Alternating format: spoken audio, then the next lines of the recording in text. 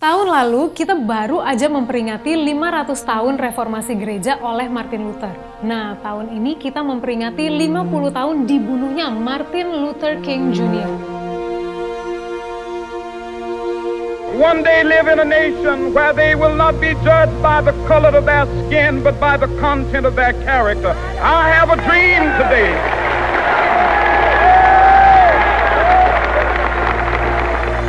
Ia adalah seorang pendeta dan pejuang hak asasi manusia di pertengahan abad ke-20. Ia dinilai sebagai pejuang HAM tapi tanpa kekerasan. Ia menolak peraturan-peraturan yang kalau diterapkan hari ini akan dianggap melanggar HAM. Nah, gara-gara ini Luther King dianggap sebagai seorang ekstremis karena perjuangannya. Awalnya dia sangat kecewa diberikan label ini. Tapi pada akhirnya ia merasa senang dan bahkan puas dengan label ini. Karena dengan label ini ia melihat adanya kemiripan semangat perjuangan yang ada dalam dirinya dengan Martin Luther sang reformator, Rasul Paulus, dan bahkan Tuhan Yesus. Loh, kok bisa ya? Emangnya kita boleh jadi ekstremis? Tuhan Yesus adalah seorang ekstremis, tapi ekstremis kasih. Bukankah Yesus berkata, "Kasihilah musuhmu. Berdoalah bagi mereka yang memanfaatkan engkau. Berkatilah mereka yang mengutuk engkau." Kalau kita nggak punya kasih yang ekstrim seperti ini, mana mungkin bisa melakukan hal-hal ini? Let us look at Rasul Paulus. Ia adalah seseorang yang menyerahkan seluruh hidupnya untuk memberitakan Injil Yesus Kristus. Bukankah dia juga adalah seorang ekstremis?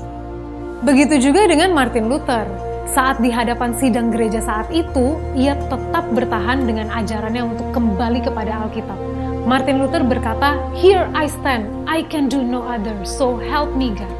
Jadi Luther King juga adalah seorang ekstremis, tapi dia adalah seorang ekstremis di dalam membela hak asasi manusia. And singing the words of the old Negro spiritual, free at last, free at last, thank God Almighty, we are free at last. Maka problemnya bukan di kita ini jadi ekstremis atau bukan, tapi kita ini jadi ekstremis yang kayak apa? Apakah kita menjadi ekstremis yang anti terhadap otoritas kebenaran, atau justru setia kepada kebenaran? Menjadi ekstremis yang menyebar kebencian, atau justru menyebarkan cinta kasih?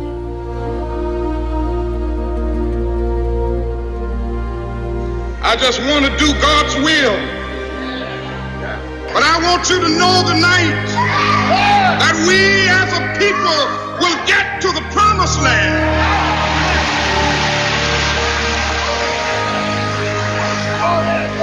So I'm happy tonight. I'm not worried about anything. I'm not fearing any man.